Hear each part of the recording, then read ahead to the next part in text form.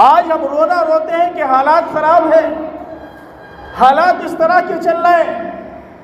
حالات کو سنوارنے والی ذات اللہ تبارک و تعالیٰ کی ہے۔ جب تک ہم اللہ تبارک و تعالیٰ سے اپنا رشتہ مضبوط نہیں کریں گے، اس وقت تک حالات سنورنے والے نہیں ہیں۔ جو ذات حالات کو سنوارنے والی ہے، مشکلات کو دور کرنے والی ہے، وہ تنہا اللہ کی ذات ہے۔ جب ہم اس سے اپنا رشتہ مضبوط نہیں کریں گے تو حالات کس طرح سنوریں گے؟ حالات کے اندر سدھار کس طرح پیدا ہوگا؟ اس لیے ہمیں چاہیے کہ اگر ہم اولاد کی طرف سے پریشان ہیں، کاروبار کی طرف سے پریشان ہیں، بزنس کی طرف سے پریشان ہیں، گھر والوں کی طرف سے پریشان ہیں، تو ہمیں صبح و شام کی زندگی پر نظر ڈالنی چاہیے کہ کہیں ہمارے کسی عمل سے اللہ تبارک و تعالیٰ تو ناراض نہیں ہے۔ اگر ہمارے اعمال سے اللہ ناراض ہے تو پھر ہمیں اللہ کو راضی کرنے کی فکر کرنی چاہیے، کوشش کرنی چاہیے، اور اللہ تبارک و تعالیٰ نے دنیا کے اندر جو کچھ بھی دیا ہے اس کی رضا پر راضی رہنا چاہیے۔ ہماری بدقسمتی یہ ہے کہ ہم شکوے شکایت کرتے ہیں اور دل کے اندر کڑھن رہتی ہے کہ ہمارے پاس یہ بھی نہیں، ہمارے پاس یہ بھی نہیں، فلاں کے پاس اتنا ہے، فلاں کے پاس اتنا ہے، اللہ نے فلاں کو اتنا دیا ہے، فلاں کو اتنا دیا ہے، اور میرے پاس کچھ بھی نہیں۔ یہ دل کے اندر جو احساس پیدا ہوتا ہے، یہ جو گھٹن پیدا ہوتی ہے، یہ اصل بیماری ہے ہماری، اور اس کا علاج یہی ہے کہ اللہ نے جو ہماری تقدیر میں لکھ دیا، اور اللہ نے جو ہمارے لیے مقدر کر دیا، اور اللہ نے جو ہمیں دیا ہے، اللہ کے لکھی ہوئی تقدیر پر، اللہ کے فیصلے پر ہم راضی رہنے والے بن جائیں۔ اسی میں ہماری دنیا کی بھی کامیابی ہے اور آخرت کی بھی کامیابی ہے۔ حضرت شیخ سعدی رحمۃ اللہ علیہ بہت بڑے بزرگ اللہ کے ولی گزرے ہیں۔ ان کے بارے میں آتا ہے کہ ان کے اوپر ایک وقت ایسا بھی آیا کہ پاؤں کے اندر چپل بھی نہیں۔ آپ اندازہ لگائیے کہ کتنی غربت کا دور ہوگا اور کتنی تنگدستی کا عالم ہوگا کہ پہننے کے لیے پاؤں کے اندر چپل بھی نہیں ہے، اور اپنے وقت کے ولی اور بزرگ ہے۔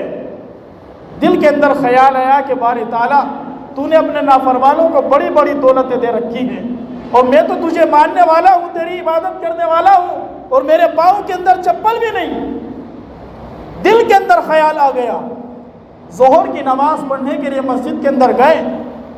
جب مسجد کے اندر پہنچے تو دیکھا کہ مسجد کی سیڑھیوں پر ایک شخص جو پاؤں سے معذور ہے وہ آ رہا ہے، دونوں پاؤں ختم ہیں اس کے، اور اللہ کے دربار میں حاضر ہو رہا ہے۔ فوراً سجدے کے اندر گر گئے اور کہنے لگے کہ باری تعالیٰ تیرا احسان ہے، تیرا شکر ہے، اگر تو نے چپل نہیں دیے کم از کم تو نے دونوں پاؤں تو سلامت رکھے ہیں۔ تو اس واقعے سے بتلانا مقصد یہ ہے کہ اللہ نے ہمیں جو کچھ دیا ہے، خدا کی قسم بہت بڑا انعام، ہم اس کے بھی مستحق نہیں تھے۔ اللہ نے ہمیں جو کچھ دیا ہے اس پر راضی رہنا چاہیے۔ اپنی بستی پر نظر رکھیے کہ کتنے انسان آپ کو ایسے ملیں گے کہ جو آپ کے پاس ان کے پاس نہیں ہے۔ جو دولت اور جو انعامات اللہ نے آپ کو دیے ہیں وہ کسی دوسرے کے پاس نہیں ہے۔ اس لیے دنیاوی اعتبار سے نیچے لوگوں کو دیکھنا چاہیے، حدیث شریف کے اندر آتا ہے، اور دین کے اعتبار سے اپنے اونچوں کو دیکھو، دنیا کے اعتبار سے نیچے والوں کو دیکھو۔ جو کچھ اللہ نے تمہیں دیا ہے اپنی زندگی کو دیکھو، اور تم سے نیچے قسم کے جو لوگ ہیں انہیں دیکھو۔ تمہارے پاس 2 وقت کا کھانا موجود ہے، پہننے کے لیے کپڑے موجود ہیں، ٹھنڈا پانی موجود ہے، اور آنے جانے کے لیے گاڑی کا انتظام ہے، سواری کا انتظام ہے۔ آپ اپنے نیچے سے لوگوں کو دیکھیے کہ دنیا کے اندر کتنے ایسے ہیں کہ جن کے پاس کھانے کے لیے 2 وقت کی روٹی بھی نہیں ہے، جن کے پاس پینے کے لیے صاف اور شفاف پانی بھی نہیں ہے، اور جن کے پاس پہننے کے لیے ایک جوڑی کپڑے کے علاوہ دوسرا جوڑا بھی نہیں ہے۔ آپ ان کی زندگی پر نظر ڈالیے۔ اس لیے دنیا کے اعتبار سے نیچے والوں کو دیکھنا چاہیے، اور دین کے اعتبار سے اونچے لوگوں کو دیکھنا چاہیے کہ دین کے معاملے میں ہم سے جو اوپر ہے انہیں دیکھنا چاہیے کہ بھائی ان کے پاس اتنا علم ہے، اتنا دین ہے، اتنی اللہ کی محبت ہے، اور ہمارے پاس کچھ بھی نہیں ہے۔ کوشش یہ ہونی چاہیے کہ ہم بھی ان کے مقام تک پہنچ جائیں، ان کی طرح عبادت کرنے والے بن جائیں۔ لیکن آج معاملہ بالکل الٹا ہے۔ اس لیے میرے بھائیوں، قرآن کریم کی آیت کریمہ بتا رہی ہے کہ اگر دلوں کو مطمئن کرنا چاہتے ہو، سکون کی زندگی پانا چاہتے ہو، تو اس کا ایک ہی علاج ہے کہ دل کی دنیا پر اللہ کا دھیان کیا ہے غالب کر دو، اللہ کی مرضی کے مطابق زندگی گزارنے والے بن جاؤ۔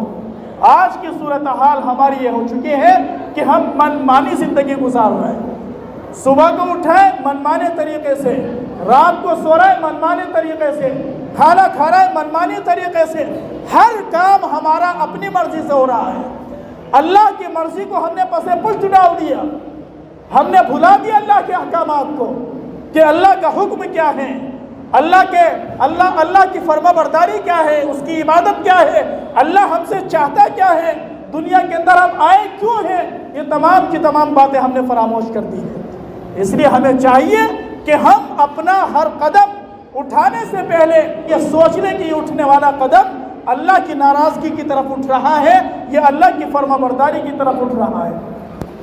ہر وقت اللہ کا دھیان ہمیں نصیب ہو جائے، اس طرح کی زندگی گزارنے کی ضرورت ہے۔ دعا کیجیے اللہ تبارک و تعالی ہم سبھی کو اطمینان قلبی نصیب فرمائے، باری تعالی سکون اور راحت بھری زندگی نصیب فرمائے، بے اطمینانی سے، بے سکونی سے ہم سب کی حفاظت فرمائے۔ آمین وآخر دعوانا الحمدللہ رب العالمین۔